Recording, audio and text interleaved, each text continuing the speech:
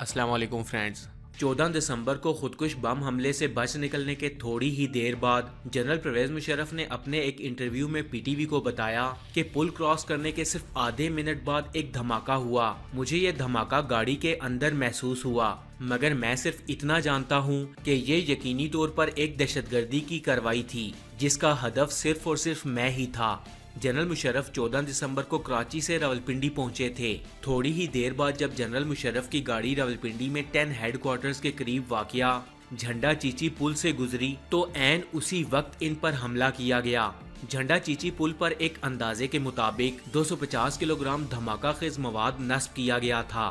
یہ پاکستان کے فوجی حکمران پر ہونے والا اس وقت کا سب سے بڑا قاتلانہ حملہ تھا، لیکن معاملہ یہاں رکا نہیں، بلکہ صرف 11 دن بعد دھماکے کی جائے وقوع سے تھوڑے ہی فاصلے پر ایک بار پھر دہشت گردوں نے اپنے 2 خودکش بمباروں کے ذریعے دھماکہ خیز مواد سے بھری ہوئی گاڑیوں کو اس ملک کے صدر کے قافلے سے ٹکرانے کی کوشش کی۔ ان حملوں کو ملا کر 4 بار جنرل مشرف پر قاتلانہ حملوں کی کوشش کی جا چکی تھی۔ انہیں سب سے پہلے 26 اپریل 2003 کو کراچی کی شارع فیصل پر نشانہ بنانے کی کوشش کی گئی۔ دہشت گردوں نے شارع فیصل پر ایسی جگہ پر ایک کھڑی گاڑی کو بم دھماکے سے اڑایا جہاں سے جنرل مشرف کا قافلہ گزر رہا تھا، اور اس حملے کے بعد 14 دسمبر کو راولپنڈی میں حملہ ہوا۔ اگرچہ ان حملوں میں کسی کی جان تو نہیں گئی، لیکن 25 دسمبر کے 2 حملوں میں 2 خودکش بمباروں سمیت تقریباً 14 افراد جاں بحق ہوئے۔ جب میڈیا نے سینئر سرکاری اور فوجی افسران سے رابطہ کیا تو انہوں نے فوراً اس بات کا اعتراف کیا کہ آرمی ہاؤس اور کور ہیڈ کوارٹرز کے قریب واقع انتہائی محفوظ فوجی علاقے میں ہونے والے ایسے سوچے سمجھے حملوں نے پرویز مشرف کی سیکیورٹی کے حوالے سے ایک بار پھر غور و فکر کرنے پر مجبور کر دیا ہے۔ ان ذرائع کو سب سے بڑی فکر اس بات کی تھی کہ آخر دہشت گردوں کو کس طرح ملک کے اندر جنرل پرویز مشرف کی نقل و حرکت کے بارے میں انتہائی خفیہ معلومات حاصل ہوتی ہیں، حالانکہ ان کے سفری راستوں کو کبھی بھی ظاہر نہیں کیا جاتا۔ گزشتہ 2 حملوں میں مشکوک افراد میں ایک رینجرز افسر اور ایک نیول ڈاکیارڈ کا رکن شامل تھا، اور اس کا مطلب ہے کہ دسمبر حملوں میں بھی نچلی سطح کے سرکاری افسران ملوث ہو سکتے ہیں۔ اس بات نے آرمی کے اسپیشل سروس گروپ یعنی SSG کمانڈوز کی کارکردگی پر سوال اٹھایا، جو جنرل مشرف کو ذاتی تحفظ فراہم کرنے کی خدمات سر انجام دے رہا تھا۔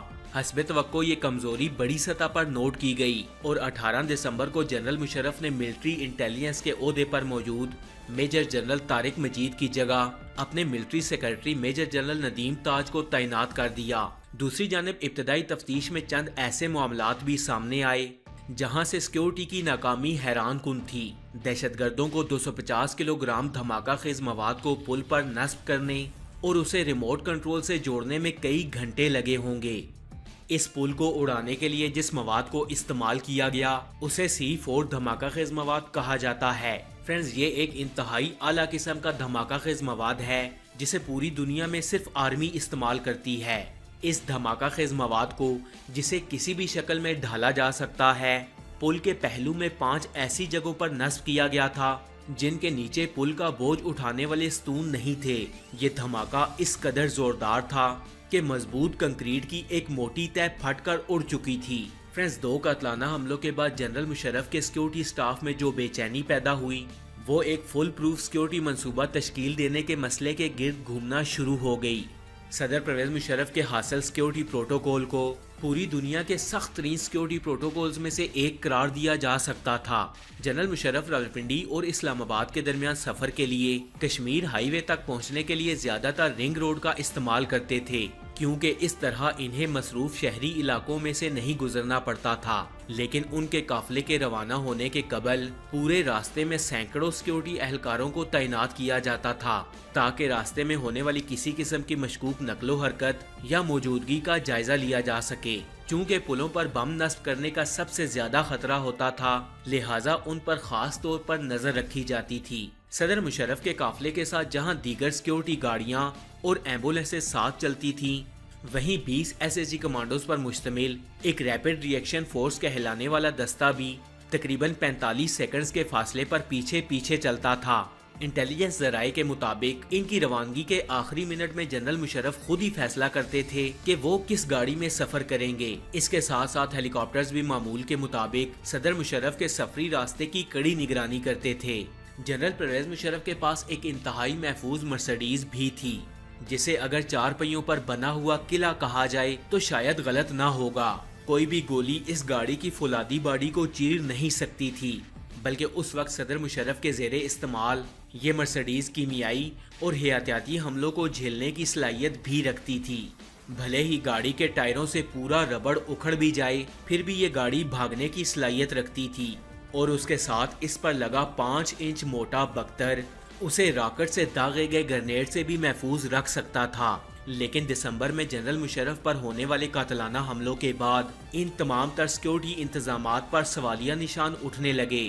صرف 11 دنوں کے وقفے کے ساتھ جنرل مشرف پر ہونے والے 2 حملوں کے معاملے پر تحقیقات کرنے والے اب ان تمام نکات کو ملانے کی کوشش کر رہے تھے، جو کہ انتہائی پیچیدہ اور الجھی پہیلی کی طرح تھے۔ 14 دسمبر کو ہونے والے حملے کی جائے وقوع سے اکٹھا کیے جانے والے شواہد، جن میں 5 ڈیٹونیٹرز، 1 کنٹرول باکس اور دھماکہ خیز مواد سے جوڑنے والی سپلائی لائن شامل تھی، اس کا معائنہ کرنے کے بعد تحقیقات کرنے والے چند نکات کو ملانے میں کامیاب ہو گئے۔ انٹیلیجنس کے مطابق حملے میں چند القاعدہ کارندوں کے شامل ہونے کے مضبوط امکانات تھے، جو کہ شاید خفیہ طور پر مقامی دہشت گرد تنظیموں کے ساتھ مل کر کام کر رہے تھے۔ انٹیلیجنس نے یہ بھی بتایا کہ ہو سکتا ہے کہ 14 دسمبر کا حملہ ان دھمکیوں کی ایک کڑی ہو جو چند ماہ قبل القاعدہ کے سب سے بڑے رہنما نے مشرف کو دی تھی۔ اسامہ بن لادن کے نائب ڈاکٹر ایمن الزہواری نے پاکستانی سیکیورٹی فورسز کو اسلام سے دغا کرنے پر جنرل مشرف کو ہٹانے کا مطالبہ کیا تھا۔ اس مطالبے کو عربی چینل الجزیرہ پر 10 ستمبر کو نشر ہونے والے پیغام کے ذریعے پہنچایا گیا تھا، جبکہ 28 ستمبر کو ایک بار پھر العربیہ پر ایک پیغام کے ذریعے یہی مطالبہ دوبارہ سے پہنچایا گیا۔ ان 2 چینلوں کے مطابق انہیں ایک نامعلوم فون کے ذریعے الزہواری کا پیغام موصول ہوا، جو ممکن ہے کہ پاکستان سے ہی کیا گیا تھا۔ دسمبر حملوں کی تحقیقات کرنے والوں کا ماننا تھا کہ الزہواری کا پیغام نشر ہونے کے بعد القاعدہ پاکستان میں اور بھی زیادہ سرگرم ہو گئی۔ ان کی اطلاعات کے مطابق ایف بی آئی کو سب سے زیادہ مطلوب القاعدہ کے کارندوں میں سے ایک ہادی العراقی اس وقت امجد فاروقی نامی ایک پاکستانی کے ساتھ مل کر شمالی وزیرستان ایجنسی سے کام کر رہا تھا۔ یہ امجد فاروقی امریکی صحافی ڈینیل پرل کے قتل میں بھی ملوث تھا۔ انٹیلیجنس کے مطابق ہادی مختلف پاکستانی شہروں، یہاں تک کہ کچھ عرصہ پہلے پاکستان کے شہر کراچی تک آ چکا تھا۔ ذرائع کے مطابق وہ عرب ہونے کے باوجود بھی روانی سے پشتو اور کسی حد تک اردو بھی بول لیتا تھا، اور خود کو پٹھان ظاہر کرتے ہوئے ایک سے دوسری جگہ منتقل ہو جاتا۔ رپورٹس کے مطابق یہ بھی ممکن تھا کہ اسی طرح ہادی 14 دسمبر کے حملے کی منصوبہ بندی کرنے راولپنڈی آیا ہو۔ اسی طرح جنرل مشرف پر 25 دسمبر کو ہونے والے ان 2 خودکش حملوں کی ابتدائی تفتیش کے مطابق ان حملوں میں بریگیڈ 313 کے ممکنہ طور پر ملوث ہونے کی طرف بھی اشارہ کیا گیا۔ 313 5 دہشت گرد تنظیموں، جن میں جیش محمد، حرکت الجہاد الاسلامی، لشکر طیبہ، لشکر جھنگوی اور حرکت المجاہدین العالمی پر مشتمل ایک اتحاد تھا۔ جب اکتوبر 2001 میں امریکہ نے افغانستان پر بمباری شروع کی تو اس کے کچھ ہی عرصے بعد یہ اتحاد عمل میں آیا۔ اس اتحاد نے عزم کیا کہ ان تمام اہم پاکستانی رہنماؤں کو نشانہ بنایا جائے گا جو ان کے مطابق پاکستان میں امریکی ایجنڈے کو آگے بڑھانے کی خاطر جہاد کے مقصد کو نقصان پہنچا رہے تھے۔ انویسٹیگیشن اداروں کے مطابق 25 دسمبر کے حملوں کے ذمہ دار محمد جمیل اور حاضر سلطان کے نام سے ہوئی۔ محمد جمیل کا تعلق آزاد کشمیر سے تعلق رکھنے والے جیش محمد کی جماعت کے ساتھ تھا، جبکہ حاضر سلطان کا تعلق افغانستان سے تعلق رکھنے والی حرکت الجہاد الاسلامی جماعت سے تھا۔ 23 سالہ جمیل ضلع پونچھ آزاد کشمیر کا رہائشی تھا۔ ذرائع نے دعویٰ کیا کہ اس شخص کی شناخت ان شناختی کارڈز کے ذریعے ثابت ہوئی جو انویسٹیگیشن اداروں کو جائے وقوع پر بکھرے ملے۔ انٹیلیجنس نے یہ بھی بتایا کہ جمیل عسکری تربیت حاصل کرنے کے مقصد سے جنوری 2001 میں آزاد کشمیر کے کپڑوں کا کاروبار کرنے والے ایک شخص کے ذریعے براستہ تورخم جلال آباد آ گیا۔ بعد ازاں وہ کابل منتقل ہو گیا اور افغان دارالحکومت کے مضافاتی علاقے دارالامان میں رہنا شروع کر دیا۔ دوسرے خودکش بمبار حاضر سلطان کی عمر تقریباً 42 سال تھی۔ جو کہ حرکت الجہاد الاسلامی سے منسلک تھا اور اس کا تعلق افغانستان کی وادی پنجشیر سے تھا۔ انٹیلیجنس اداروں نے حاضر سلطان کے 5 قریبی ساتھیوں کو گرفتار کر لیا تھا۔ حاضر سلطان جنوبی وزیرستان ایجنسی میں قیام پذیر تھا اور 2 اکتوبر کے آپریشن کے دوران بھی وہیں موجود تھا۔ انویسٹیگیٹرز کے مطابق 25 دسمبر کے حملے سے چند دن قبل ہی یہ وزیرستان سے راولپنڈی آیا تھا تاکہ قاتلانہ حملے کے منصوبے کو آخری شکل دی جا سکے۔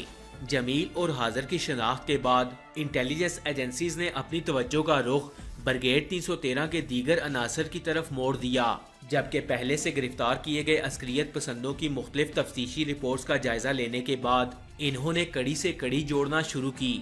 لشکر جھنگوی کے گرفتار کیے گئے رہنما اکرم لاہوری نے تفتیش کے دوران انکشاف کیا کہ مئی 2002 میں حرکت الجہاد الاسلامی کے 100 سے زیادہ ممبران نے قرآن پاک پر ہاتھ رکھ کر قسم اٹھائی کہ وہ کسی بھی قیمت پر جنرل مشرف کو جان سے مار دیں گے۔ اس شخص کے اس انکشاف کے بعد جنرل مشرف پر ہونے والے حملوں میں مبینہ طور پر ملوث اس جماعت کے بہت سے کارکنوں کو گرفتار کر لیا گیا۔ اس کے بعد جنرل پرویز مشرف پر حملے کی کوئی بھی ایکٹیویٹی دیکھنے میں نہیں آئی اور جنرل پرویز مشرف نے بالکل محفوظ طریقے سے اپنی فوجی مدت پوری کی اور ریٹائر ہو گئے۔